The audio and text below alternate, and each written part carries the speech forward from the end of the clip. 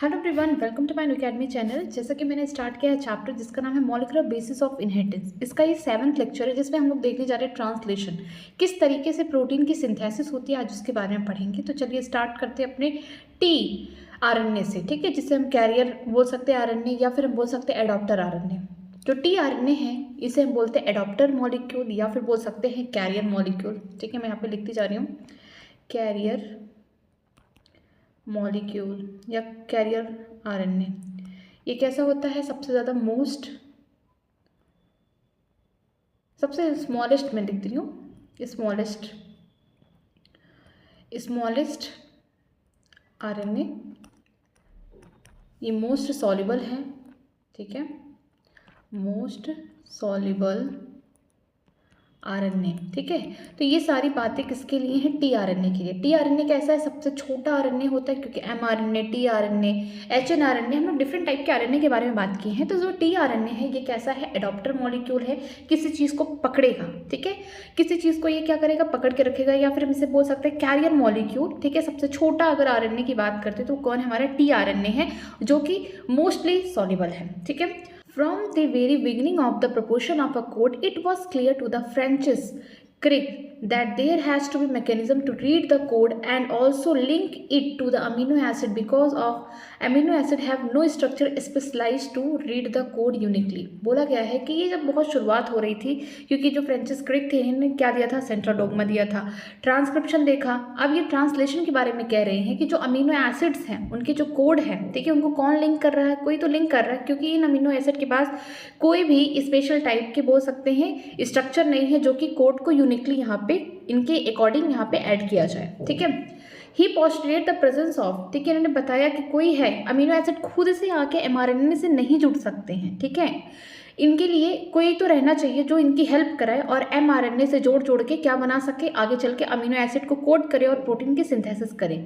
He postulated the presence of an adaptor molecule that would on the hand read the code, on the other hand would bind the specific amino acid. इन्होंने बताया, ठीक है, किसने बताया?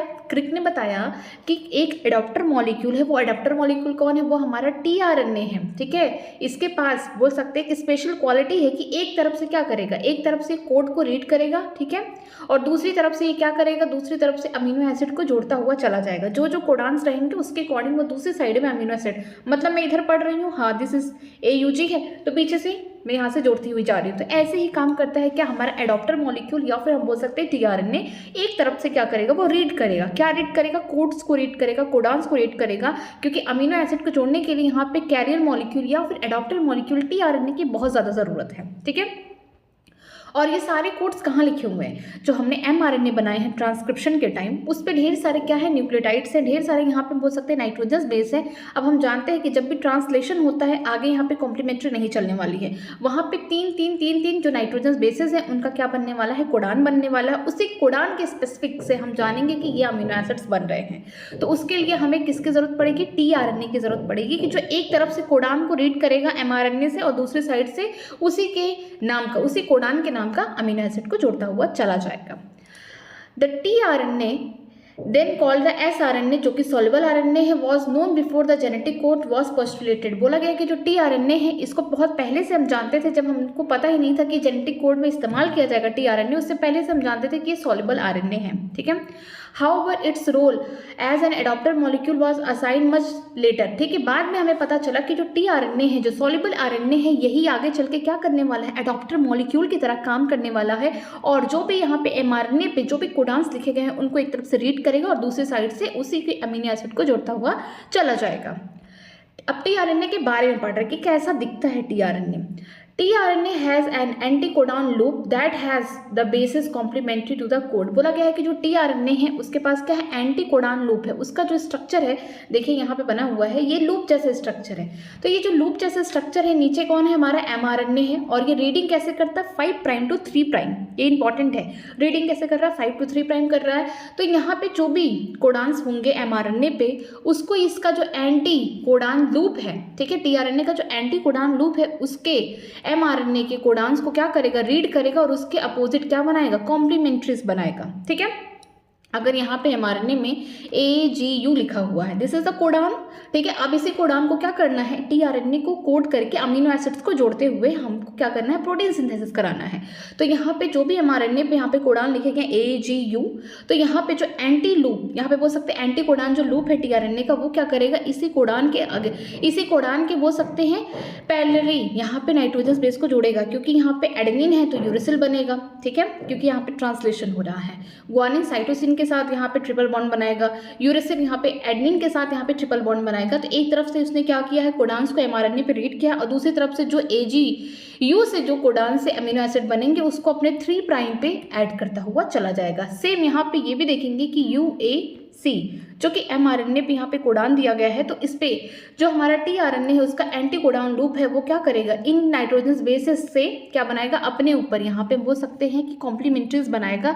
Uracil bind करेगा, यहाँ पे hydrogen bond बनाएगा किसके साथ, एडेनिन के साथ। एडेनिन जो है हाइड्रोजन बॉन्ड बनाएगा किसके साथ, यूरेसिल के साथ। साइटोसिन क्या करेगा, ट्रिपल हाइड्रोजन बॉन्डिंग बनाएगा ग्वानिन के साथ। तो यहाँ पे जो UAC है ना, इस कोडान से कौन सा अमीनो एसिड बनने वाला है, उसको हम 3 प्राइम पे क्या करेंगे, ऐड कर देंगे।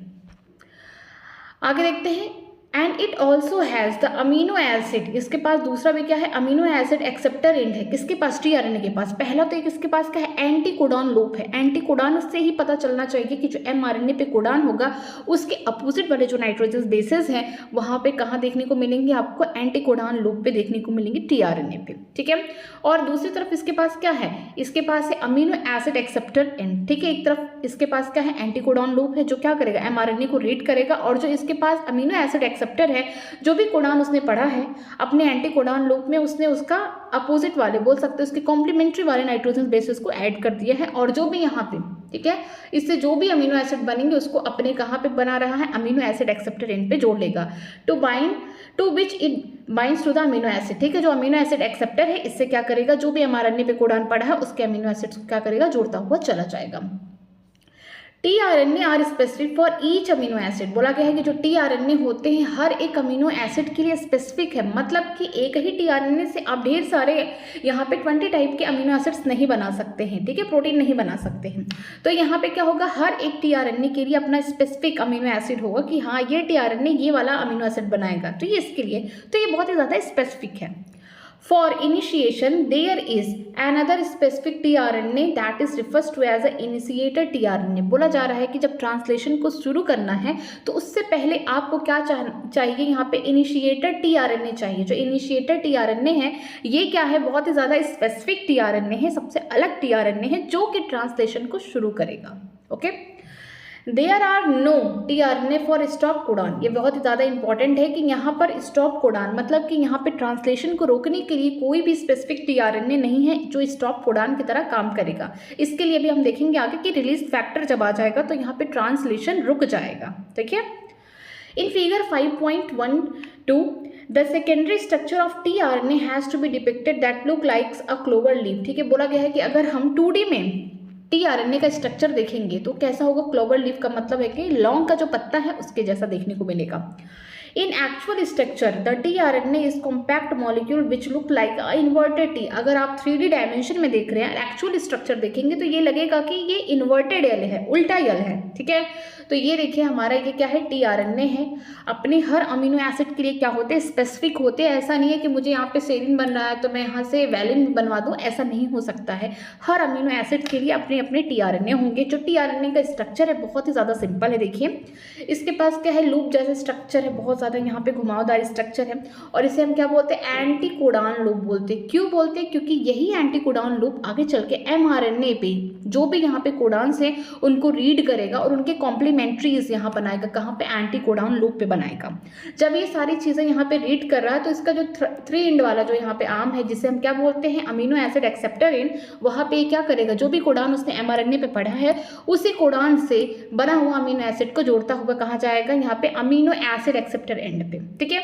हर अमीनो एसिड के लिए tRNA बहुत स्पेसिफिक है, और ट्रांसलेशन के लिए सबसे ज़्यादा इंपॉर्टेंट ये है कि एक इनिशिएटर tRNA होना ज़रूरी है जो आगे चल के ट्रांसलेशन को स्टार्ट करेगा। लेकिन टर्मिनेटर के लिए यहाँ पे कोई tRNA नहीं है, मतलब कि अगर आपको ट्रांसलेशन स्टॉप करना उसके लिए कोई भी स्पेसिफिक tRNA नहीं होता है, ठीक है।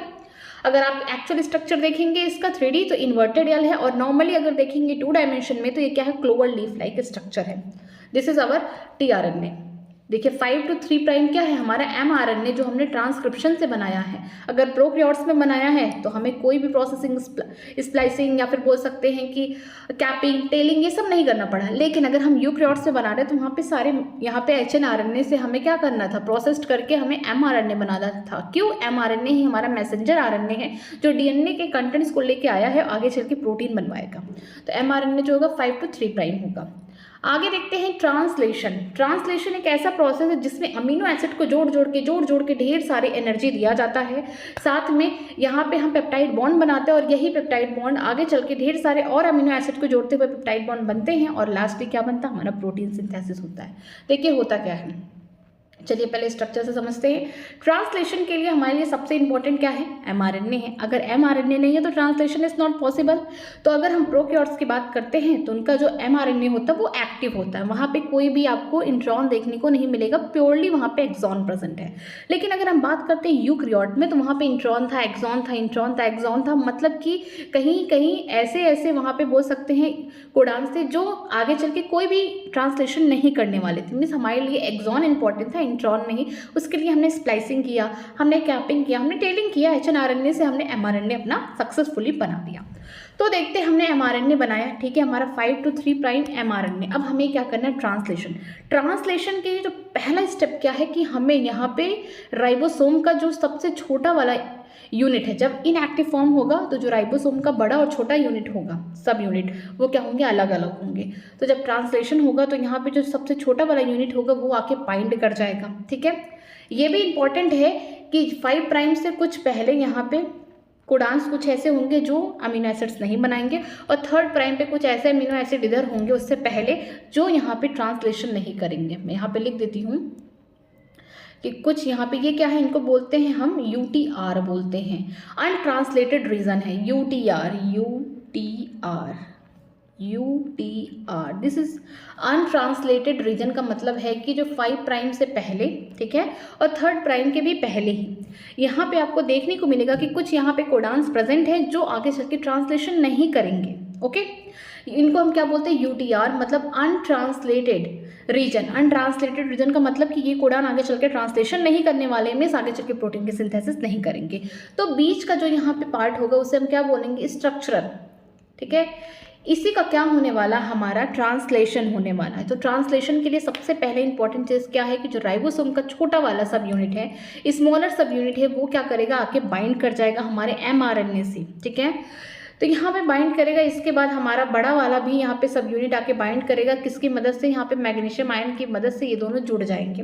फिर हम देखते हैं कि जो हमारा बड़ा वाला राइबोसोम का यूनिट है उसमें आपको 3 चीज़ देखने को मिलेगा, देखिए इस तरीके से, ठीक है, EPA। मैं इसको लिखती हूँ, ये क्या है, हमारा एग्जिस्ट साइट है कि यहाँ से जो टीआरएनए, क्योंकि हम पहले से जानते हैं, हमें ये बहुत क्लियर पता है कि हर एक अमीनो एसिड के लिए अपना एक स्पेसिफिक टीआरएनए है, ठीक है। मान लीजिए घर में सब कमा रहे हैं, ठीक है, सबके पास अपनी पर्सनल कार है, तो हर इंसान अपने अपने पर्सनल कार, अपने अपने पर्सनल व्हीकल से आ रहा है, तो हम ये कह सकते हैं कि हर इंसान के पास अपनी एक स्पेसिफिक गाड़ी है।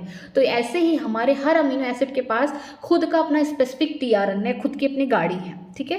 तो याद रखिएगा, यहाँ पे एग्जिस्ट साइट होगा, ठीक। पी वाले को हम बोलते हैं peptidyl site, and A is acceptor site. नाम से सब कुछ पता चल रहा है। एक्सेप्टर का मतलब ये है कि जो भी टीआरएनए आएगा, फॉर एग्जांपल मैं यहाँ पे एक्सेप्टर साइट पे दिखा रही हूँ कि ये टीआरएनए आ रहे हैं, ठीक है, ये टीआरएनए आने वाले हैं आगे चल के, ठीक है। मान लीजिए ये आ गए, फॉर एग्जांपल ये आ चुके हैं, तो ये इनका टीआरएनए है। उन्होंने अपने यहाँ पे एमआरएनए पे कोडान्स पढ़े, बिल्कुल पढ़े। अपने एंटी कोडान लूप में उसके जो कॉम्प्लीमेंट्री थे उनके कोडान्स अपने यहाँ पे बना लिए, और इनके पास क्या था, अमीनो एसिड एक्सेप्टर पॉइंट था 3rd प्राइम पे, उन्होंने वैसे अमीनो एसिड को यहाँ पे बना लिया, ठीक है। अब ये जो टीआरएनए होगा आगे चल के ये भी क्या करेगा, और ढेर सारे जो मॉलिक्यूल के टीआरएनए बने हैं उनसे क्या बनाएगा, पेप्टाइड बॉन्ड बनाएगा।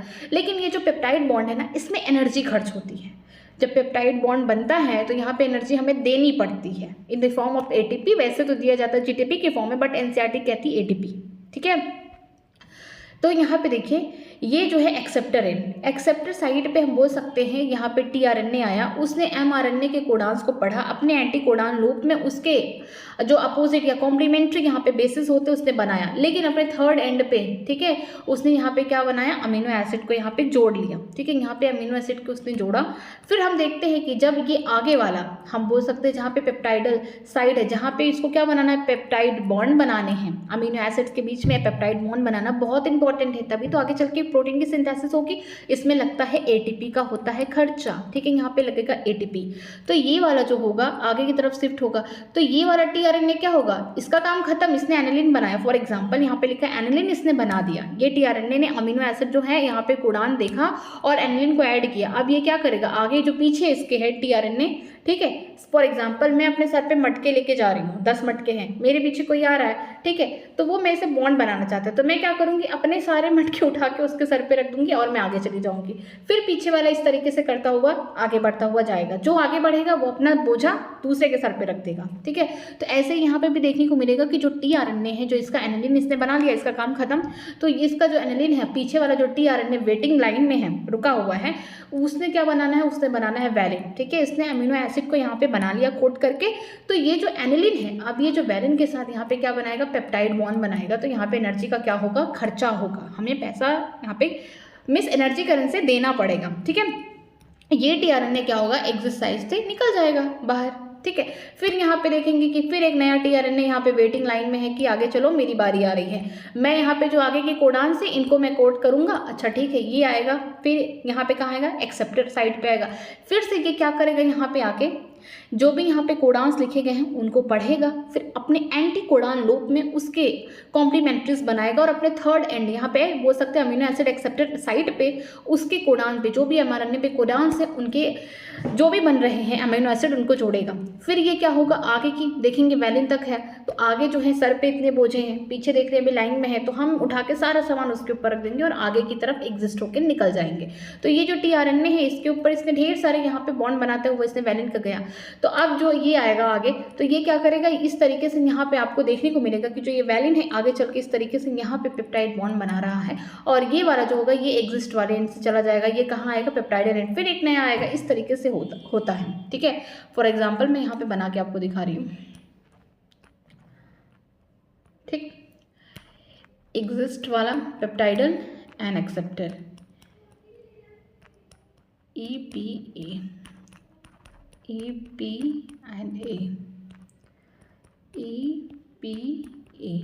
For example. ठीक है, एग्जिस्ट है, पेप्टाइडल साइट है ना, एक्सेप्टर। ठीक है, मान लीजिए यहाँ पर कोई टीआरएनए है, मैं इसको इस तरीके से बना रही हूँ। ठीक है, ये कोई टीआरएनए है, इसने कोई कोडान पढ़ा, इसके पास एक अमीनो एसिड आ गया, this is the amino acid here.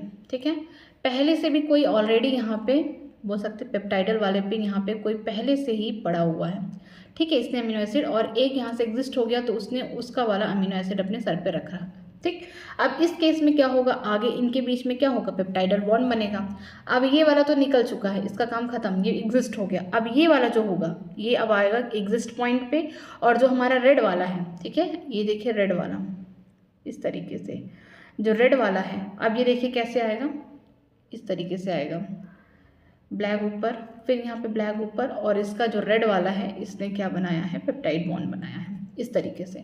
फिर पीछे से कोई और आ रहा है इस तरीके से। ठीक है, उसने अमीनो एसिड अपने कोड कर रखे हैं, अब ये वाला भी एग्जिस्ट हो गया। ठीक है, ये चला गया। फिर हम देख रहे हैं कि जो हमारा रेड वाला है वो एग्जिस्ट वाले पॉइंट पे है। ठीक है, ये हमारा रेड वाला जो है ये एग्जिस्ट वाले पॉइंट पे है, ये वाला। ठीक, पीछे कौन है, ब्लैक वाला है। ठीक है, जो पीछे ब्लैक वाला है ये पेप्टाइडल पॉइंट पे आ गया, पहले से कौन है, ब्लैक है। ठीक है, ब्लैक है, फिर यहाँ पे आपको रेड देखने को मिलेगा इस तरीके से, और इसका ब्लैक, ये देखिए यहाँ पे इसका ब्लैक है, यहाँ पे पेप्टाइड बॉन्ड। फिर पीछे से हम देख रहे हैं कि फिर कोई रेड वाला आ रहा है, ये वाला भी एग्जिस्ट हो गया, बाहर निकल चुका है, ये टीआरएनए, ये सब क्या है, टीआरएनए है। फिर देखिए जो ब्लैक वाला है ये क्या है, टीआरएनए है। अब ये कहाँ पे, एग्जिस्ट पॉइंट पे, इसने अपना सारा बोझा, अपना सारा अमीनो एसिड जो पेप्टाइड बॉन्ड बन चुके हैं उसने पीछे वाले टीआरएनए के सर पे रख दिया। ठीक है, ये तो आगे आ गया। ठीक है, ये देखिए यहाँ पे कोई टीआरएनए है इस तरीके से, देखिए ब्लैक ब्लैक, पहले ब्लैक ब्लैक थे, यहाँ पे देखिए ब्लैक, फिर ब्लैक ब्लैक, इस तरीके से, ठीक। फिर रेड आया, इस तरीके से बॉन्ड बनता हुआ, फिर रेड आया, ये देखिए इस तरीके से, फिर पीछे से कोई ब्लैक एक आ रहा है, ठीक है, उसने अमीनो एसिड को कोड रखा है एक्सेप्टर, ये वाला फिर बाहर निकल जाएगा, ठीक है, ये वाला फिर बाहर निकल गया, फिर ये पीछे इस तरीके से पेप्टाइड बॉन्ड बनता हुआ जाएगा। मतलब कि हर एक टीआरएनए अपना स्पेसिफिक अमीनो एसिड लेके साथ में आएंगे और आगे पहले कहाँ आएंगे, एक्सेप्टर एंड पे उसने एमआरएनए को पढ़ा, ठीक है, जो भी कोडान्स उसने कोड किए हैं उसने वो अमीनो एसिड को अपने सर पे जोड़ लिया, ठीक है। फिर आगे के जो भी यहाँ पे पेप्टाइडल वाले साइड पे हम बोल सकते हैं अमीनो एसिड बने हुए हैं, उनसे क्या बनाना है, पेप्टाइड बॉन्ड बनाना है अमीनो एसिड को, तो वहाँ पे एटीपी का खर्चा होगा, एटीपी यूटिलाइज होगा उस जगह। और एग्जिस्ट वाले पॉइंट में क्या होगा कि जो भी टीआरएनए ने अपने पेप्टाइडल बॉन्ड या चेन आगे प्रोसीड कर दिए हैं वो एग्जिस्ट करते हुए जाएंगे। जैसे कि यहाँ पे आप देख रहे हैं ईपीए का मतलब क्या है, ये लार्जर राइबोसोम के ये पॉइंट्स हैं, एग्जिस्ट हो गया peptidyl site and acceptor. Acceptor पे क्या होगा कि नए नए टीआरएनए आएंगे, कोडान्स को पढ़ेंगे एमआरएनए में, ठीक है, कोडान्स को पढ़ेंगे, उस पर कोड करेंगे और ऐसे अमीनो एसिड को अपने थर्ड एंड पे जोड़ लेंगे। पेप्टाइडल की बात करते हैं, वो अमीनो एसिड जो बन चुके हैं, अब ये क्या करने जा रहे हैं, जो आगे की चेन बन रही है उनके साथ क्या करेंगे, पेप्टाइड बॉन्ड बनाएंगे। फिर आगे जो होंगे टीआरएनए ये खाली हो जाएंगे, देन एग्जिस्ट हो जाएंगे। मतलब कि ये जो टीआरएनए आ रहा है एक्सेप्टर पॉइंट पे, ये जो टीआरएनए वैलिन बना चुका है, अब ये क्या कर रहा है, पेप्टाइड बॉन्ड बना रहा है, ठीक है, इससे पेप्टाइड बॉन्ड बनाएगा पेप्टाइडल साइट पे, और जो टीआरएनए ये वाला है ये एग्जिस्ट वाले पॉइंट पे चला जाएगा। फिर ये वाला जो टीआरएनए है फिर ये पेप्टाइडल पॉइंट पे आएगा। उस कंडीशन में क्या होगा, जो ये टीआरएनए होगा ये वैलिन तो ऑलरेडी बना चुका है, अब ये इसके साथ क्या बनाएगा, पेप्टाइड बॉन्ड बनाएगा, फिर ये आगे निकल जाएगा। इसी तरीके से कोड होता है, जैसे कि यहाँ पे मैं बताई हूँ।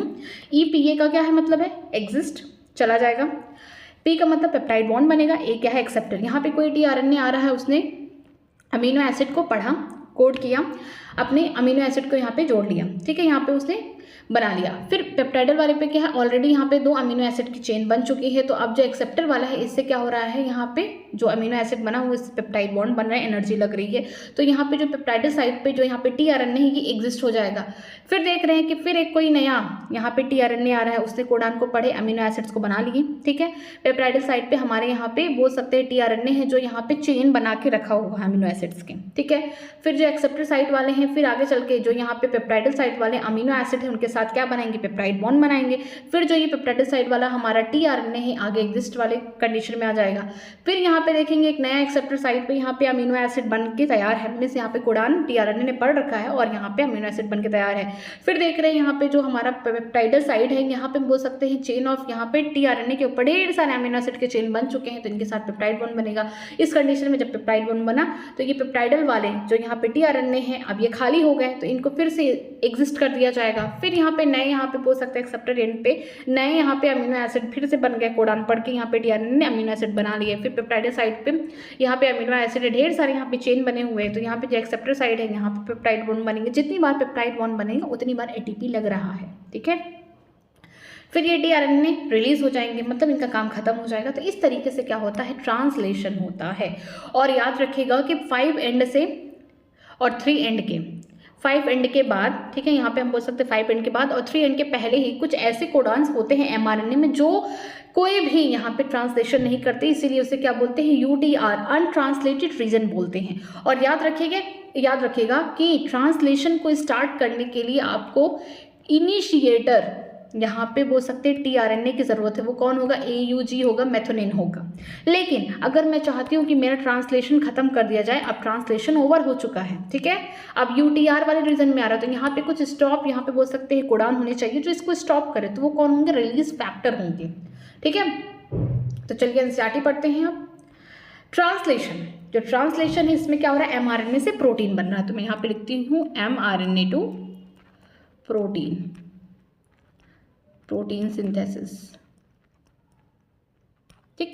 यहाँ पे एमआरएनए से क्या बन रहा है, प्रोटीन बन रहा है। Translation refers to as the process of polymerisation of amino acid to form a polypeptide, ठीक है। ट्रांसलेशन एक ऐसा प्रोसेस है जहाँ पे ढेर सारे अमीनो एसिड को पॉलीमराइज किया जा रहा है, उनके बीच में पेप्टाइड बॉन्ड बनाया जा रहा है, पॉलीपेप्टाइड बॉन्ड्स, ठीक है। The order and the sequence of the amino acid are defined by the sequence of bases mRNA. जो ऑर्डर है, जो अमीनो एसिड बन रहे हैं वो किस सीक्वेंस पे डिफाइन हो रहे हैं, वो डिफाइंड हो रहे हैं कि जो जो बेसिस प्रेजेंट है mRNA पे उनके सीक्वेंस में, ठीक है, कौन सा अमीनो एसिड बनेगा, तो ये डिफाइन करेगा कि हमारे mRNA पे 5 to 3 यहाँ पे रीडिंग है, तो यहाँ पे जो कोडेड होंगे, ठीक है, जो कोडान होंगे, यहाँ पे जो बेसिस होंगे, यहाँ पे अमीनो एसिड मतलब ग्लाइसिन आया होगा, फिर यहाँ पे कोई कोडान बना होगा तो ल्यूसीन होगा, फिर ट्रिप्टोफैन होगा, सेरिन होगा। इस तरीके से जो जो mRNA पे यहाँ पे कोडान नाइट्रोजन बेसिस सेट हैं उसी तरीके से हमारे अमीनो एसिड बनते हुए जाएंगे सीक्वेंस के फॉर्म में, ठीक है। The amino acid are joined by the bond which is known as the peptide bond, ठीक है। अब अमीनो एसिड के बीच में, दो अमीनो एसिड के बीच में बॉन्ड बनेगा, उसे हम क्या बोलते हैं, पेप्टाइड बॉन्ड बोलते हैं। इसमें क्या होता है, वाटर रिलीज होता है, डिहाइड्रेशन बॉन्ड भी होते हैं, बट एनर्जी का खर्चा होगा। Formation of a peptide bond required energy, energy का मतलब क्या है, ATP, okay. Therefore the first phase itself amino acid are activated in presence of the ATP and linked to their colligative tRNA as a process commonly known as the charging of tRNA or amino acetylation of tRNA more specific। बोला गया है कि जो भी यहाँ पे peptide bond बनेंगे यहाँ पे खर्चा होगा, एनर्जी का खर्चा होगा, एटीपी की ज़रूरत पड़ेगी। तो जो पहला फेज होगा, जो पहला अमीनो एसिड होगा, उसको एक्टिवेट करने के लिए हमें क्या देना पड़ेगा, हमें देना पड़ेगा एटीपी देना पड़ेगा, ठीक है। इसीलिए हम बोलते हैं चार्जिंग ऑफ tRNA। यहाँ पे हम tRNA को एटीपी देके उसे चार्ज कर रहे हैं कि तुम अब पेप्टाइड बॉन्ड बनाना स्टार्ट करो, ठीक है। या फिर हम बोलते हैं अमीनो एसिलाइजेशन ऑफ tRNA, ठीक है।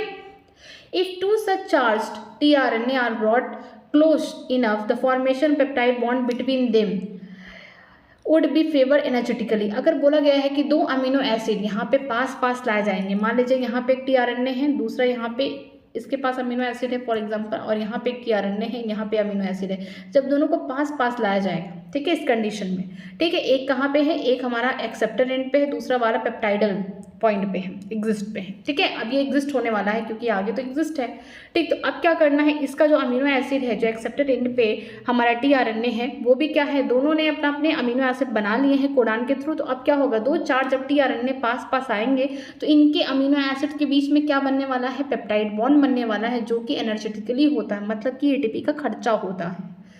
The presence of catalyst would enhance the rate of peptide bond formation, ठीक है।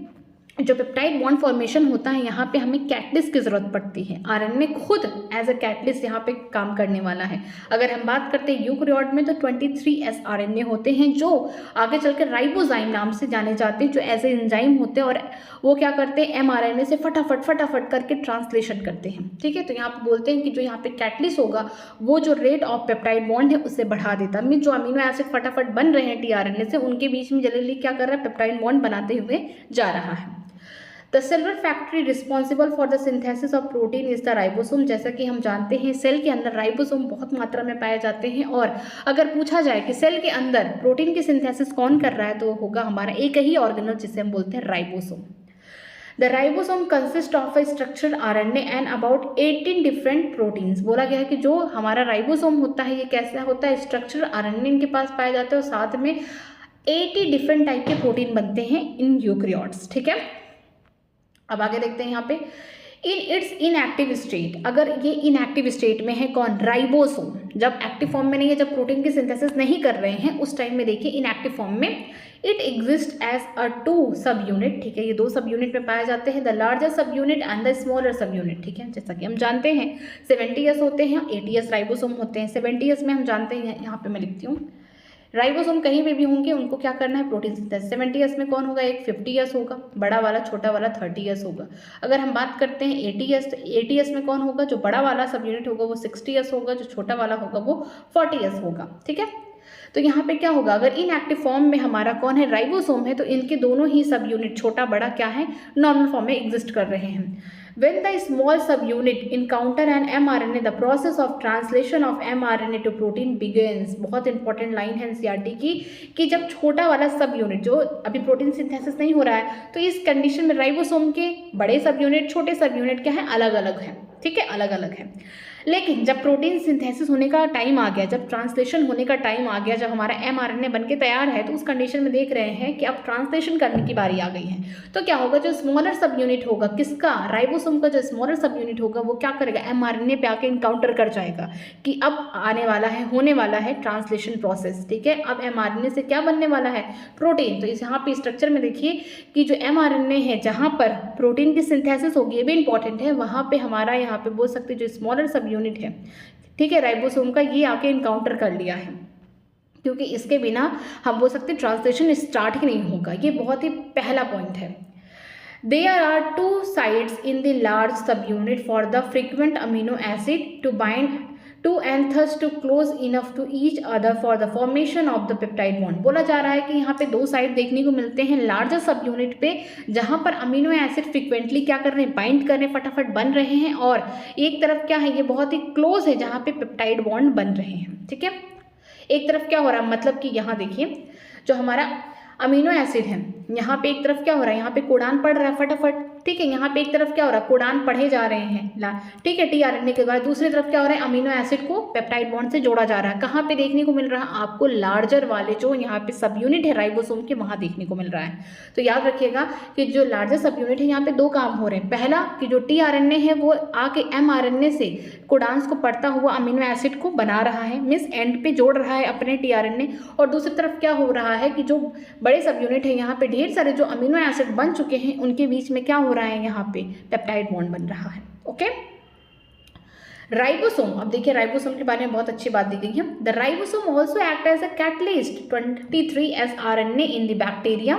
ठीक है, यहाँ पे बोला क्या है कि जो हमारा राइबोसोम है ये क्या है, एज ए कैटलिस्ट, यहाँ पे हम इसका इस्तेमाल करते हैं। 23S RNA in bacteria is the enzyme जिसे ribozyme for the formation of the peptide bond. अगर हम बैक्टीरिया की बात करते हैं तो वहाँ पे जो हमारा 23S RNA होता है वो एज ए एंजाइम काम करता है। मोस्टली जानते हैं कि जो एंजाइम होते हैं प्रोटीन होते हैं, लेकिन कुछ एंजाइम जो है, यहाँ पे देखिए हमने एग्जाम्पल देखा कि 23S RNA वाला अगर आपको RNA देखने को मिल रहा है और ये क्या है, एज ए एंजाइम काम कर रहा है, तो वो कौन है, राइबोजाइम है। ठीक है, और ये क्या करेगा, पेप्टाइड बॉन्ड बनाएगा।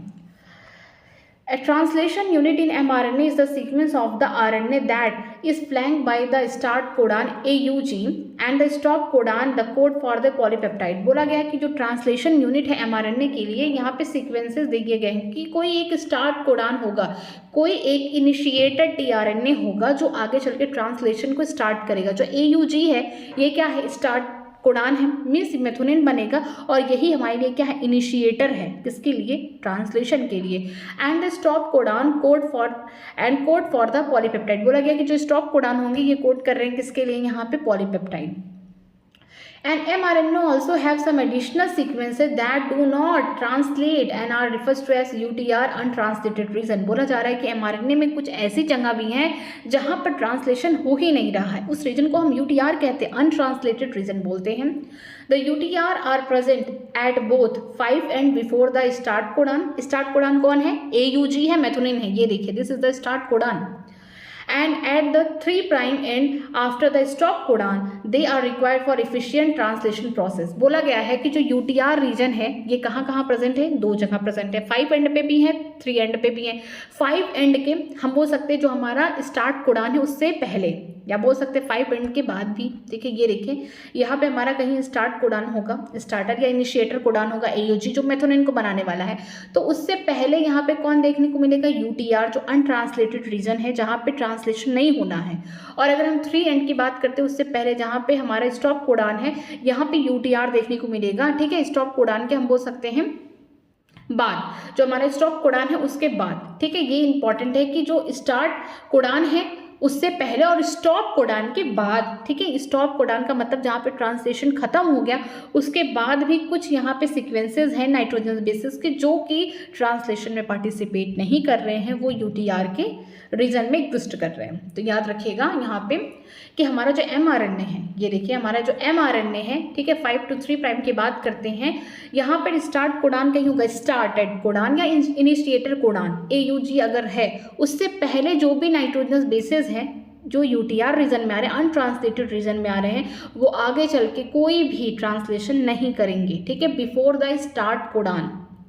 अगर हम बात करते हैं स्टॉप कोडान की, स्टॉप कोडान के बाद के जो भी नाइट्रोजनस बेस 3 एंड वाले पे आपको देखने को मिलेंगे स्टॉप कोडान के बाद, वो कैसे होंगे, अनट्रांसलेटेड रीजन में एग्जिस्ट करते, जो ट्रांसलेशन नहीं करेंगे। तो ये बहुत ही ज़्यादा इंपॉर्टेंट है कि यूटीआर कहाँ एग्जिस्ट करता है, यूटीआर एग्जिस्ट करता है स्टॉप कोडान के पहले, ठीक है, यहाँ पे बोल सकते हैं स्टार्ट कोडान के पहले यहाँ पे, ठीक, और यहाँ पे स्टॉप कोडान के बाद, ठीक है। यूटीआर कहाँ एग्जिस्ट कर रहा है, जो 5 एंड है यहाँ पे स्टार्ट कोडान या इनिशिएटर कोडान के पहले हो रहा है और स्टॉप कोडान के बाद होगा, ठीक है, जहाँ पे ट्रांसलेशन नहीं हो रहा है।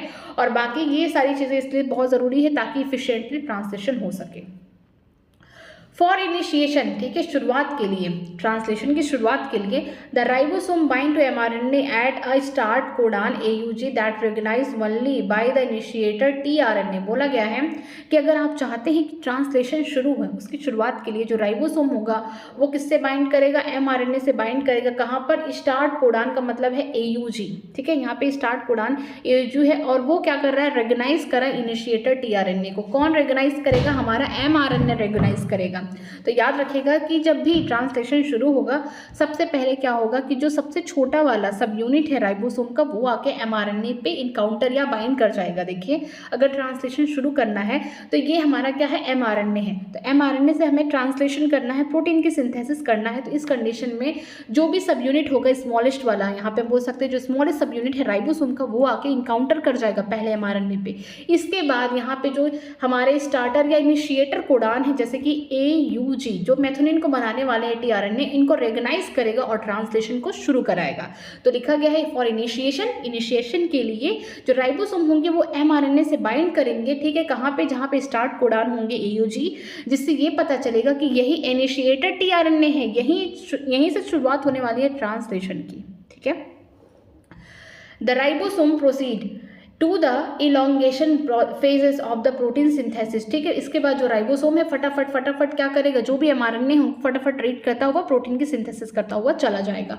During this stage complexes composed of amino acid link to tRNA sequentially bind to the appropriate codon in mRNA forming a complementary basis with the tRNA anticodon. बोला जा रहा है कि जब यहाँ पे स्मॉलेस्ट जो यहाँ पे बोल सकते हैं सब यूनिट है राइबोसोम का, वो आके पहले इनिशिएशन के टाइम क्या करेगा, एमआरएनए के इनिशिएटर कोडान के पास आके इनकाउंटर कर जाएगा, बाइंड कर जाएगा, ताकि इस स्मॉलेस्ट हमारा जो सब यूनिट है राइबोसोम को उसको पता है कि यहीं से ट्रांसलेशन शुरू होने वाला है, ठीक है। तो वहीं पे बाइंड करेगा और जो राइबोसोम होंगे फटाफट क्या करेंगे, प्रोटीन की सिंथेसिस कराएंगे। और इस टाइम क्या होगा कि ढेर सारे अमीनो एसिड टीआरएनए से बन रहे हैं, ठीक है, सीक्वेंसली फॉर्म में बन रहे। जो टीआरएनए होगा वो क्या करेगा, वो जो भी एमआरएनए पे सीक्वेंसेस है उसके कॉम्प्लीमेंट्री कहाँ बनाएगा, अपने एंटी कोडान लूप पे बनाएगा। जो टीआरएनए है वो एमआरएनए को जब रीड करेगा कोडान के फॉर्म में तो उसके एंटी कोडान लूप जो है टीआरएनए वहाँ पे उनके कॉम्प्लीमेंट्रीज को बनाएगा और दूसरी साइड क्या करेगा, अमीनो एसिड को जोड़ता हुआ चला जाएगा। फॉर एग्जाम्पल यहाँ देखिए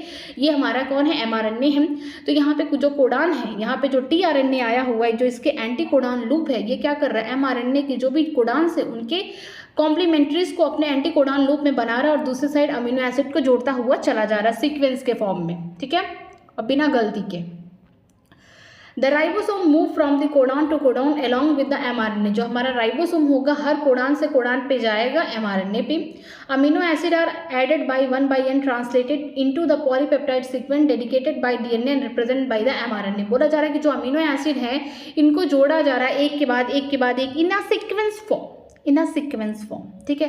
अमीनो एसिड का एक के बाद एक जोड़ा जा रहा है इन सीक्वेंस के फॉर्म में, जो कि ट्रांसलेट किए गए हैं पॉलीपेप्टाइड सीक्वेंस में। जो पहले डीएनए में सीक्वेंसेस रहे होंगे वही सेम कॉम्प्लीमेंट्री बन के आए हैं आरएनए में, ठीक है, एमआरएनए में मिस ट्रांसक्रिप्शन के टाइम। अब ये ट्रांसक्रिप्शन के बाद जब अमीनो एसिड्स बन रहे हैं किसकी मदद से, जो हमारा टीआरएनए है ये क्या कर रहा है, कोडान्स को रीड कर रहा है। जो हमारा टीआरएनए है यहाँ पे जो भी कोडान्स लिखे गए हैं एमआरएनए में इनको सीक्वेंसली क्या कर रहा है, इनको रीड कर रहा है, अपने एंटी कोडान लूप में इनकी कॉम्प्लीमेंट्रीज को बना रहा है और साथ में उसी सीक्वेंस में अमीनो एसिड को जोड़ता हुआ यहाँ पे भी कोडान होंगे, यहाँ पे भी आएगा टीआरएनए, एक स्पेसिफिक टीआरएनए आएगा, ठीक है। वो क्या करेगा, अपने एंटी कोडान लूप में इन्हीं कोडान्स के बोल सकते कॉम्प्लीमेंट्रीज बनाएगा, साथ में वहाँ अमीनो एसिड्स को बनाएगा। फिर यहाँ पे सीक्वेंस के फॉर्म में क्या हो रहा है, अमीनो एसिड जुड़ता हुआ जा रहा है, जैसे कि डीएनए में था, फिर एमआरएनए में था। अब जो अमीनो एसिड बन रहे, जो प्रोटीन्स की सिंथेसिस हो रही है वो भी क्या है, सीक्वेंस के फॉर्म में हो रही है। At the end the release factor, देखिए आखिरी में क्या होता है, at the end the release factor bind to stop codon, ये बहुत इंपॉर्टेंट है। Terminating the translation and releasing the complete polypeptide from the ribosome. बोला जा रहा है कि जब ट्रांसलेशन शुरू करना था तो हमें देखना था कि जो हमारा स्मॉलेस्ट सब यूनिट है राइबोसोम का, वो उस mRNA पे बाइंड करेगा जहाँ पे हमारा इनिशिएटर कोडान है, AUG है, दैट इज द मैथोनिन। ठीक है, अगर बोला जाए इनिशिएटर कोडान कौन है, मैं यहाँ पे टिक मारी हूँ, ये देखिए AUG है। लेकिन मैं चाहती हूँ अब ट्रांसलेशन कंप्लीट हो चुका है, अब मैं इस ट्रांसलेशन को रोकना चाहती हूँ, तो उसके लिए क्या होगा, एट द एंड आखिरी में जब हमें ट्रांसलेशन रोकना होगा, जब प्रोटीन की सिंथेसिस हो चुकी है, ठीक है, तो वहाँ पे क्या होगा कि आपको रिलीज फैक्टर को बाइंड कराना पड़ेगा। किससे बाइंड कराना पड़ेगा, स्टॉप कोडान से। ठीक है, स्टॉप कोडान से बाइंड कराना पड़ेगा। फिर आप देखेंगे ट्रांसलेशन बंद हो चुका है, और ट्रांसलेशन जब बंद हो गया तो जो भी यहाँ पे अमीनो एसिड पॉलीपेप्टाइड चेन में बने हुए हैं राइबोसोम से रिलीज हो जाएंगे। ठीक है, तो यहाँ पे बहुत चीज़ इंपॉर्टेंट देने वाली चीज़ ये है कि पहले तो आपको आना चाहिए कि जो tRNA है, ठीक है, उसका स्ट्रक्चर कैसा है। उसका स्ट्रक्चर अगर आप 2D में देखेंगे तो क्लोवर लीफ लाइक है, एक्चुअल में इन्वर्टेड L है। ठीक है, mRNA इस तरीके से हमारा है 5 to 3 प्राइम। तो याद रखिएगा कि सारे यहाँ पे कोडान्स ट्रांसलेशन नहीं करते हैं mRNA के। बोल सकते हैं कि जो यहाँ पर इनिशिएटर कोडान होगा उससे पहले, और जो यहाँ पे स्टॉप कोडान होगा उसके बाद। इनिशिएटर कोडान के पहले या फिर स्टार्ट कोडान के पहले और स्टॉप कोडान के बाद कुछ यहाँ पे कोडान्स ऐसे होते हैं जो यहाँ पे ट्रांसलेशन नहीं करते, UTR रीजन में होते, अनट्रांसलेटेड रीजन में होते, जो ट्रांसलेशन में पार्टिसिपेट नहीं करते हैं। ठीक है, तो इसमें क्या होगा कि जो हमारा tRNA होंगे बहुत ही ज़्यादा स्पेसिफिक है, हर अमीनो एसिड के लिए ये आएंगे mRNA से, क्या करेंगे, उनके कोडान को रीड करेंगे। उनके पास क्या होता है, एंटी कोडान लूप होता है। तो यहाँ पे जो भी कोडान mRNA पे पढ़ेंगे वो अपने एंटी कोडान लूप में उसके कॉम्प्लीमेंट्रीज बनाएंगे, और जब यहाँ पे कोडान उन्होंने पढ़ लिया तो ये क्या करेंगे, उसी की अमीनो एसिड को कोड करेंगे अपने 3 एंड पे। ठीक है, जहाँ पे अमीनो एसिड एक्सेप्टर एंड से बोलते हैं। ठीक है, फिर ये सीक्वेंस के फॉर्म में, ऐसा नहीं कि एक बार यहाँ कोई tRNA आ गया तो एक यहाँ आ गया, एक फिर यहाँ आ गया, ऐसा नहीं होगा। सीक्वेंस के फॉर्म में चलते हुए जाएंगे। हर एक अमीनो एसिड का एक स्पेसिफिक tRNA है। ठीक है, यहाँ पे भी देखेंगे कि जो हमारा यहाँ पे बोल सकते हैं tRNA है, तो यहाँ पे UAC लिखा गया है mRNA में कोडान। ठीक है, तो यहाँ पे जो इसका एंटी कोडान लूप है उसने क्या पढ़ा है, UAC को, तो यहाँ पे एंटी कोडान लूप में इसके कॉम्प्लीमेंट्रीज बनाएगा, और यहाँ पे UAC से जो भी अमीनो एसिड बनते हैं उनको फिर क्या करेगा, 3 एंड पे जोड़ते हुए चला जाएगा। तो इंपॉर्टेंट चीज़ ये है कि जो भी हमारा mRNA है वो आया इनएक्टिव फॉर्म में, हमारे राइबोसोम पड़े होंगे क्योंकि उन अभी तो ट्रांसलेशन कर नहीं रहे हैं, तो इनएक्टिव फॉर्म में है। उनके बड़े सब यूनिट, छोटे सब यूनिट अलग अलग हैं। ठीक है, अलग अलग है। जब देखा mRNA आ चुका है, हमारी ट्रांसलेशन की बारी आ गई है, तो क्या करेगा, जो छोटा वाला यहाँ पे बोल सकते जो स्मॉलर सब यूनिट है राइबोसोम का, वो आके क्या करेगा, इनकाउंटर कर जाएगा। कहाँ करेगा, जहाँ पर स्टार्ट कोडान होगा या इनिशिएटर कोडान होगा। कौन है, AUG है, जो मेथोनिन बनाता है। ठीक है, उसका ये कोडान है। मेथोनिन क्या है, अमीनो एसिड है। ठीक है, इसका ये कोडान है, वहीं पे जाके इनकाउंटर कर जाएगा। उसे पता चल जाएगा कि यहीं से शुरू होने वाला है ट्रांसलेशन। ठीक है, उससे पहले स्टार्ट, हम बोल सकते हैं स्टार्ट कोडान या फिर इनिशिएटर कोडान के पहले जो भी यहाँ पे कोडान होंगे वो UTR रीजन में आ रहे, अनट्रांसलेटेड रीजन। स्टॉप कोडान के बाद भी जो भी यहाँ पे कोडान बनेंगे वो भी UTR रीजन में आ रहे, अनट्रांसलेटेड रीजन में आ रहे। बाकी बीच में जितने भी यहाँ पे कोडान है इनको अब कोड किया जाएगा। फिर क्या होता है, लार्जर सब यूनिट आता है किसका, हमारे राइबोसोम का। मैग्नीशियम से दोनों जुड़ जाते हैं, छोटा और बड़ा वाला। ठीक है, यूनिट हम देखते हैं जो लार्जर सब यूनिट है इसके पास क्या आ रहे हैं, tRNA आ रहे हैं। tRNA का काम क्या है, पहला कि जो mRNA उनको सिक्वेंसली पढ़ना, ठीक है, जो भी कोडान है, और अपने एंटी कोडान लूप में उसी कोडान से जो भी कॉम्प्लीमेंट्री बन रहे हैं उनको बनाना, और दूसरी साइड क्या करना, जो भी यहाँ पे कोडान उसने पढ़ा है वो उसके अमीनो एसिड को ऐड करते हुए जाएंगे। तो याद रखिएगा कि जो हमारा लार्ज सब यूनिट है, ठीक है, किसका, राइबोसोम का, उसके पास tRNA आएंगे, एक तरफ कोडान को पढ़ते हुए जाएंगे। ठीक है, जब कोडान को पढ़ेंगे उस टाइम क्या होगा, जो उनका एंटी कोडान लूप होगा उनकी कॉम्प्लीमेंट्री बनेंगे, और दूसरे साइड ये क्या करेंगे, अमीनो एसिड को जोड़ते हुए जाएंगे। तो इस तरीके से आपको देखने को मिलेगा कि यहाँ पे जो हमारा लार्ज यहाँ पे बोल सकते सब यूनिट है, वहाँ पे 3 यहाँ पे बोल सकते पॉइंट है। एक्सेप्टर एंड हो गया, पेप्टाइडल एंड एक्सिस्ट। जो भी tRNA आएंगे पहले एक्सेप्टर एंड पे क्या करेंगे, अमीनो एसिड को रीड करेंगे, उसके एंटी जो भी इनके बोल सकते हैं एंटी कोडान लूप है इनकी कॉम्प्लीमेंट्री बनाएंगे, और दूसरे साइड ये क्या करेंगे, 3 एंड पे अपने अमीनो एसिड को जोड़ते हुए जाएंगे। जो पेप्टाइडल एंड पे देखेंगे कि पहले से भी यहाँ पे tRNA है जिन्होंने क्या किया, पेप्टाइड की चेन बना के रखी, ढेर सारे अमीनो एसिड को जोड़ के हुए रखे हैं। तो आगे यहाँ पे क्या होगा, इनके बीच में दो चार्ज यहाँ पे बोल सकते हैं tRNA आएंगे, तो पास पास यहाँ पे एनर्जी देनी पड़ेगी in the form of ATP, जिसकी वजह से यहाँ पे क्या होगा, दो अमीनो एसिड के बीच में पेप्टाइड बॉन्ड बनेगा। जब पेप्टाइड बॉन्ड बन जाएगा तो जो यहाँ पेप्टाइडल एंड पे यहाँ पे बोल सकते हैं साइड पे हमारा tRNA तो फ्री हो गया, एग्जिस्ट होता हुआ चला जाएगा। इस तरीके से नए नए यहाँ पे क्या होंगे, tRNA आएंगे, अपने स्पेसिफिक अमीनो एसिड के लिए कोडान को पढ़ेंगे, फिर यहाँ अमीनो एसिड को जोड़ेंगे और जो पेप्टाइडल एंड पे होगा, ठीक है, यहाँ पे tRNA जिसके पास क्या होगा, चेन ऑफ अमीनो एसिड होगा, यहाँ पे फिर से पेप्टाइड बॉन्ड बनेंगे और ये फिर से खाली हो जाएगा, फिर से एग्जिस्ट हो जाएगा। इसी तरीके से के देखने को मिलेगा। जैसे यहाँ पे आ रहा है एक, ठीक है, एक्सेप्टर पॉइंट पे आएगा, इसने यहाँ पे कोडान पढ़ लिया, कोडान पढ़ लिया तो इसके अगेंस्ट इसने क्या बना लिया अपने पास, एंटी कोडान यहाँ पे लूप पे इसके कॉम्प्लीमेंट्रीज बना लिया। अब बना लिए तो इसने क्या किया, अब कोडान को पढ़ रखा है तो अमीनो एसिड बना के रख लिया। तो यहाँ पे जो पेप्टाइडल एंड है, यहाँ पे tRNA अपने अमीनो एसिड को क्या कर रहे हैं, अब दूसरे वाले जो अमीनो एसिड है उनके साथ क्या पेप्टाइड बॉन्ड बना रहे हैं। इस समय क्या कर रहे हैं, यहाँ पे चार्जिंग हो रहा है अमीनो एसिड का, ATP देना पड़ रहा है ताकि यहाँ पे अमीनो एसिड्स के बीच में पेप्टाइड बॉन्ड बन सके। और जब ये tRNA यहाँ पे पेप्टाइड बॉन्ड बना दिया तो आगे की तरफ एग्जिस्ट कर जाएगा। दिस इज ट्रांसलेशन, ठीक है। और इसमें एंजाइम की जरूरत पड़ती है। यहाँ पे जो हमारा 23S RNA है बैक्टीरिया में, ये खुद एज ए एंजाइम काम करता है, एज ए कैटलिस्ट काम करता है। क्यों? क्योंकि ये फटाफट एक एक कोडान को रीड करता हुआ चला जाएगा, ये कैटलिस्ट के काम में कर रहा है ताकि कोई भी गलती ना हो और पेप्टाइड बॉन्ड फटाफट जल्दी बन जाए, ठीक है। और लास्टली हमें जब ट्रांसलेशन को बंद करना है तो उसके लिए हमें क्या करना पड़ेगा, रिलीज फैक्टर यहाँ पे हमें इस्तेमाल करना पड़ेगा। किसका? रिलीज फैक्टर का, जो क्या करेगा, स्टॉप कोडान से बाइंड कर जाएगा। फिर इसके बाद ट्रांसलेशन बंद और जो भी हमारा यहाँ पे अमीनो एसिड का चेन बन चुका है वो रिलीज हो जाएगा। कहाँ से? राइबोसोम से। आगे देखते हैं रेगुलेशन ऑफ जीन एक्सप्रेशन, किस तरीके से जीन के एक्सप्रेशन को रेगुलेट किया जा सकता है, ठीक है।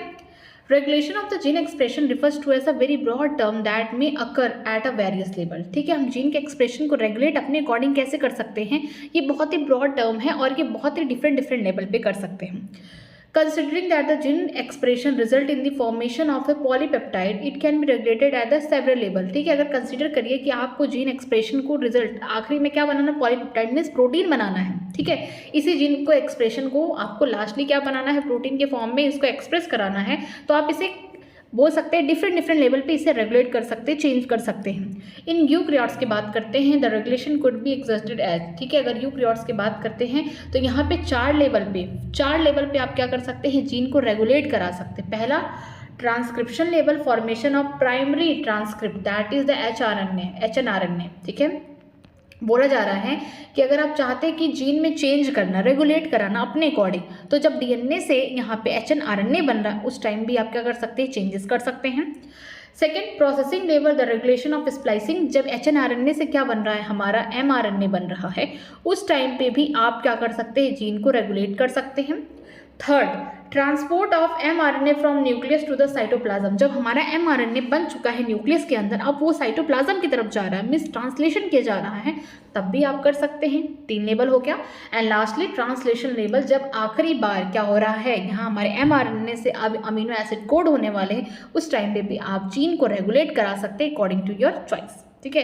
तो बोला गया है कि यूकैरियोट्स में आपके पास 4 डिफरेंट लेवल है जहाँ पे आप जीन को रेगुलेट कर सकते हैं। पहला क्या है, ट्रांसक्रिप्शनल लेवल, जब यहाँ DNA से हम क्या बना रहे हैं, RNA बना रहे हैं, ठीक है। हम जानते हैं यूकैरियोट्स में RNA तुरंत नहीं बन पाता है, HNRNA बनता है, जहाँ पे इंट्रॉन एक्सॉन, मतलब कि यहाँ पे एक्सॉन के बीच में कौन आ रहा है, इंट्रॉन आके इंटरप्ट कर जा रहा है, ठीक है। तो पहला लेवल हो गया। दूसरा कि जब हम HNRNA को क्या कर रहे हैं, प्रोसेस्ड फॉर्म में डाल रहे हैं, मतलब जब हम स्प्लाइसिंग कर रहे हैं, जब हम कैपिंग कर रहे हैं, जब हम टेलिंग कर रहे हैं, इन तीनों कंडीशन में भी हम क्या कर सकते हैं, हम जीन को रेगुलेट करा सकते हैं, ठीक है। HNRNA से क्या बन रहा है, यहाँ पे प्रोसेस्ड या फिर बोल सकते हैं मेच्योर RNA बन रहा है, मींस mRNA बन रहा है। एंड तीसरा क्या है, जब हमारा mRNA पूरी तरीके से न्यूक्लियस के अंदर बन चुका है, अब वो न्यूक्लियस से कहाँ जा रहा है, साइटोप्लाज्म की तरफ जा रहा है ट्रांसलेशन के लिए, उस समय भी आप चेंजेस कर सकते हैं। और लास्टली क्या है, ट्रांसलेशन के टाइम, ठीक है।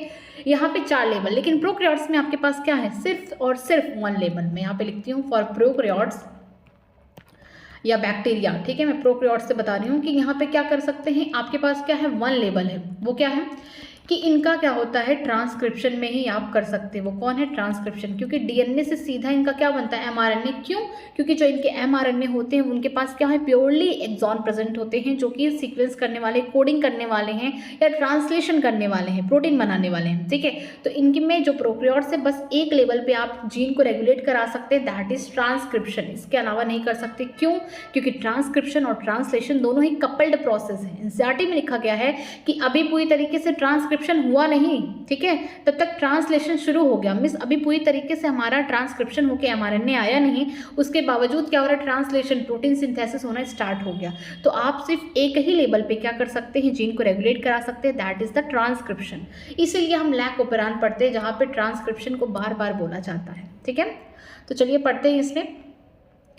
The gene in cells are expressed to perform a particular function or the set of function। जैसा कि हम जानते हैं कि जो जीन होते हैं सेल के अंदर वो अपने पर्टिकुलर फंक्शन या पर्टिकुलर ट्रेड्स को दिखाते हैं, ठीक है। For example, if an enzyme called the beta galactosidase is synthesis by E coli, it is used to catalyse the hydrolysis of disaccharide lactose into the galactose and the glucose. The bacteria use them as a source of energy. For example, हमारी एक प्यारी सी bacteria है E coli, ठीक है। ये जो E coli bacteria है, ये जो ई कोलाई बैक्टीरिया है ये, ठीक है, इसके पास क्या होते हैं, बीटा ग्लैक्टोसाइडेज, बीटा ग्लैक्टो साइडेज नाम का एंजाइम निकलता है। ये तब निकलता है, याद रखिए, ये तब निकलता है जब इसके चारों तरफ क्या प्रेजेंट हो, इसके चारों तरफ प्रेजेंट हो लैक्टोज, ठीक है। ये जो लैक्टोज अगर प्रेजेंट है तो ये जो बीटा ग्लैक्टोसाइडेज नाम का एंजाइम है एक्ट करेगा, लैक्टोज को तोड़ेगा, किसमें, ग्लैक्टोज प्लस ग्लूकोज, जिससे ये क्या ले सकती है, एनर्जी ले सकती है। तो याद रखिएगा कि जो बैक्टीरिया है हमारी ई कोलाई, इसके अंदर एक एंजाइम बनता है जिसका नाम है बीटा ग्लैक्टोसाइडेज। नाम से लग रहा है कि बीटा ग्लैक्टो, ग्लैक्टो का मतलब ग्लैक्टोज को तोड़ने वाला कोई एंजाइम बन रहा है यहाँ पे, किसके अंदर, ई कोलाई के अंदर, ठीक है। जिसकी मदद से ये जो बैक्टीरिया है, ठीक है, ये क्या कर रही है, जो यहाँ पे लैक्टोज अगर उसके सराउंडिंग में चारों तरफ प्रेजेंट है तो उससे उसको एनर्जी लेना है, तो ये लैक्टोज को तोड़ पा रही है ग्लैक्टोज और ग्लूकोज में, ताकि ये बैक्टीरिया उससे एनर्जी ले सके। Hence, if the bacteria do not have lactose around them to utilize for energy source, they would no longer require the synthesis of the enzyme beta galactosidase। अगर मान लीजिए बैक्टीरिया ऐसी जगह हो जहाँ पर कोई भी लैक्टोज प्रेजेंट ही ना हो, ग्लूकोज प्रेजेंट है, ग्लैक्टोज प्रेजेंट है, तो क्या वो बीटा ग्लैक्टोसाइडेज नाम का एंजाइम बनाएगी? बिल्कुल नहीं, क्योंकि ये जो बीटा ग्लैक्टोसाइडेज नाम का एंजाइम है ये सिर्फ और सिर्फ किस पे काम करता है, जब लैक्टोज प्रेजेंट है, इसको तोड़ने में हेल्प करता है, ना कि ग्लूकोज, ना कि ग्लैक्टोज, ठीक है। तो याद रखिएगा कि अगर बैक्टीरिया के चारों तरफ लैक्टोज प्रेजेंट है तो अपने बॉडी में वो बीटा ग्लैक्टोसाइडेज नाम का एंजाइम बना रहे ताकि इस लैक्टोज को तोड़ के ग्लैक्टोज और ग्लूकोज के फॉर्म में एनर्जी ले सके। लेकिन अगर बैक्टीरिया के चारों तरफ यहाँ पे बोल सकते हैं डू नॉट प्रेजेंट लैक्टोज, अगर लैक्टोज नहीं प्रेजेंट है उस कंडीशन में बैक्टीरिया कोई भी बीटा ग्लैक्टोसाइडेज नाम का एंजाइम नहीं बनाएगी। Therefore, in a simple term, it is a metabolic, physiological और environmental condition that regulate the expression of gene। इसीलिए हम ये कह सकते हैं कि जो यहाँ पे जीन का रेगुलेशन है, जो जीन रिस्पॉन्सिबल हो रही है बैक्टीरिया के अंदर बीटा ग्लैक्टोसाइडेज एंजाइम बनाने के लिए, ये तभी रिस्पॉन्सिबल है जब उसके सराउंडिंग में, जब उसके इन्वायरमेंट में, ई कोलाई के इन्वायरमेंट में लैक्टोज प्रेजेंट है। तब अगर प्रेजेंट है तो बीटा ग्लैक्टोसाइडेज एंजाइम बना रही है ताकि लैक्टोज को तोड़ के ग्लैक्टोज और ग्लूकोज के फॉर्म में एनर्जी ले सके। लेकिन अगर जब ये लैक्टोज उसके सराउंडिंग में नहीं प्रेजेंट है तो उस कंडीशन में ये कोई जो जीन है बीटा ग्लैक्टोसाइडेज बनाने वाला, वो बीटा ग्लैक्टोसाइडेज को नहीं बना रहा है क्योंकि इसकी रिक्वायरमेंट ही नहीं है। तो हम बोल सकते हैं कि जो ये बोल सकते हैं जीन का जो यहाँ पे एक्सप्रेशन है ये मेटाबॉलिक भी हो सकता है, फिजियोलॉजिकल या फिर इन्वायरमेंटल कंडीशन पे भी डिपेंड करता है, जिसकी वजह से जीन यहाँ पे रेगुलेट हो रहा है, ठीक है। The development and the differentiation of the embryo into the adult organism are also result of the coordinated regulation of the expression of several set of gene। बोला जा रहा है कि जिस तरीके से माँ की कोख में या फिर बोल सकते हैं यूट्रस में क्या होता है, बच्चा होता है, एम्ब्रियो होता है, उसका जो डेवलपमेंट होता है वो भी एक एडल्ट बनना है। एक सिंगल सेल से, एक जाइगोट से पूरा एक ऑर्गेनिज्म की बॉडी बनना है, तो वहाँ पे क्या हो रहा है, जो डेवलपमेंट हो रहा है, जो डिफ्रेंशिएशन हो रहा है किसका, एम्ब्रियो का एडल्ट में, वो भी क्या है, कोऑर्डिनेटेड वे में हो रहा है। जो जो भी जीन होगा वो मान लीजिए फॉर एग्जाम्पल कि जो छोटा बच्चा है, ठीक है, पहले वो कहाँ होगा, सिंगल जाइगोट की फॉर्म में होगा। जब मेल गैमेट और फीमेल गैमेट फ्यूज किए होंगे, फर्टिलाइजेशन किए होंगे, जाइगोट बना होगा। उसी जाइगोट में क्या हो रहा है, सेल डिवीजन हो रहा है, मीन्स यहाँ पे डिफरेंशिएशन हो रहा है लगातार, ठीक है, माइटोसिस हो रहा है, यहाँ पे डेवलपमेंट हो रहा है। तो हर एक जीन रिस्पॉन्सिबल है हर डिफरेंट ऑर्गन के लिए। हाथ बनाने वाला जीन हाथ ही बनाएगा, पैर तो नहीं बनाएगा, एक कोऑर्डिनेटेड वे में। हाथ जहाँ रहना चाहिए ऑर्गेनिज्म की बॉडी में वही है। ऐसा तो है नहीं कि यहाँ ये मेरे पैर आ गए और पैर की जगह हाथ आगे, नहीं हो सकता।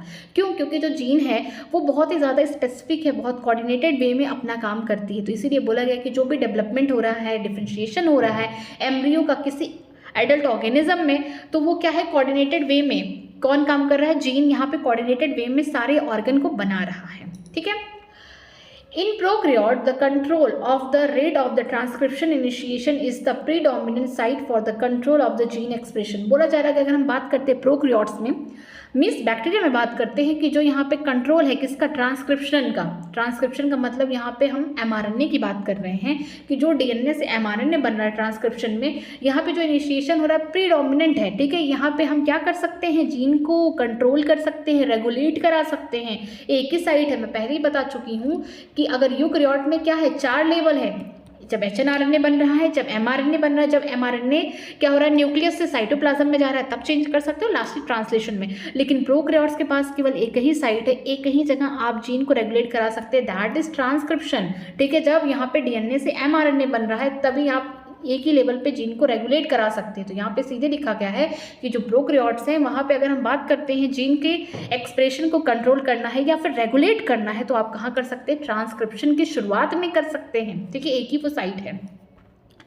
In transcription unit the activity of the RNA polymerase at a given promoter is turned to regulate by interaction with the accessory protein which affect its ability to recognize the start site। बोला गया है कि अगर हम transcription site की बात करते हैं, जब DNA से mRNA बन रहा है, किसकी एक्टिविटी से, RNA पॉलीमरेज की एक्टिविटी से। जैसा कि हम जानते हैं कि ट्रांसक्रिप्शन कैसे होता है, initiation, elongation and termination.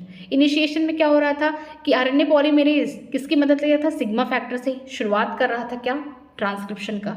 Elongation में अकेले ही RNA पॉलीमरेज खुद से ही फटाफट mRNA बना रहा है। टर्मिनेटर में हमने देखा लास्टली कि जो हमारा RNA पॉलीमरेज है ये रो फैक्टर के साथ बाइंड कर रहा है, ठीक है।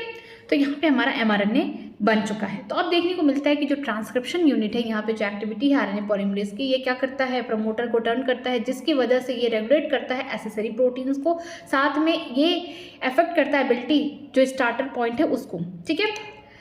These regulatory protein can act both positively activator and negatively repressor। जो ये हमारे रेगुलेटरी प्रोटीन है, या तो इसका पॉजिटिव इफेक्ट देखने को मिलेगा, इसे एक्टिवेटर कहेंगे, या तो निगेटिव इफेक्ट देखने को मिलेगा as a repressor, okay.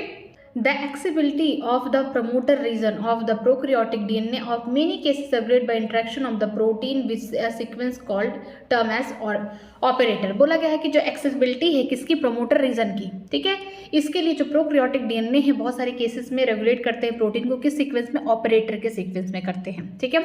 The operator region is the adjust to the promoter element in most operon and most cases the sequences of the operator bind to the repressor protein। बोला जा रहा है कि जो operator region है ये किसके बगल में है या एडजस्ट में है, ये प्रमोटर के बगल में है, ठीक है। जो हमारा ऑपरेटर है प्रमोटर के बगल में होगा। साथ में देखने को मिलता है मोस्ट ऑफ द ऑपरान और मोस्ट ऑफ द केसेस में कि जो सीक्वेंसेस है ऑपरेटर की, ये बाइंड करते हैं किसके साथ, रिप्रेशर प्रोटीन से। और ये रिप्रेशर प्रोटीन बोल कहाँ बन रहे हैं, जो हमारी रिप्रेशर प्रोटीन है ये कौन बना रहा है, रेगुलेटरी प्रोटीन ही क्या कर रही है, दो टाइप के यहाँ पे बोल सकते हैं इसके इफेक्ट देखने को मिलते हैं। अगर ये पॉजिटिव कर रही है तो एज ए एक्टिवेटर, अगर ये निगेटिवली वर्क कर रही है तो एज अ रिप्रेसर। तो यहाँ पे बोला गया है कि जो ऑपरेटर रीजन है ये किसके बगल में होते हैं, ये प्रमोटर रीजन के बगल में होते हैं। और ये क्या करते हैं, मोस्ट ऑफ द ऑपरान या फिर मोस्ट ऑफ द केसेस में ये ऑपरेटर प्रोटीन जो होते हैं ये क्या करते हैं, बाइंड करते हैं किसके साथ, रिप्रेशर प्रोटीन के साथ। जब इससे बाइंड कर जाएंगे तो आगे क्या नहीं होगा, आगे हम बोल सकते हैं कि जो आगे बोल सकते हैं ट्रांसक्रिप्शन होने वाला है वो स्टॉप हो जाएगा। Each operon has its specific operator and specific repressor. ये बहुत इंपॉर्टेंट लाइन है कि हर एक ऑपरान के पास अपना खुद का स्पेसिफिक क्या होता है, ऑपरेटर होता है, और स्पेसिफिक क्या होता है, रिप्रेसर होता है। For example lac operator is present only in lac operon, it interact specifically with a lac repressor only. बोला गया है कि एग्जाम्पल देके कि जो लैक ऑपरेटर है ये कहाँ प्रेजेंट होता है, सिर्फ और सिर्फ लैक ऑपरान में प्रेजेंट होता है, जो कि स्पेसिफिकली लैक नाम के रिप्रेसर से बाइंड करता है। तो तो यहाँ पे देखिए जो ये इतना सा बोल सकते हैं ये बहुत इंपॉर्टेंट है। यहाँ पे बोला गया है कि जो ट्रांसक्रिप्शन यूनिट होती है उसकी एक्टिविटी कौन करा रहा है, आरएनए पॉलीमरेज करा रहा है। उसके पास क्या होते हैं, प्रमोटर होते हैं जो रेगुलेट कराते हैं। प्रमोटर किसको रेगुलेट करा रहा है, एसेसरी प्रोटीन का, ठीक है। जो क्या करते हैं, एसेसरी प्रोटीन होते हैं, ये क्या करते हैं, इनकी एबिलिटी को रेगनाइज करते हैं। जो स्टार्टिंग साइट है उनकी एबिलिटी को रेगनाइज करते हैं, पता करते हैं कि कहाँ से स्टार्ट हो रहा है ट्रांसक्रिप्शन।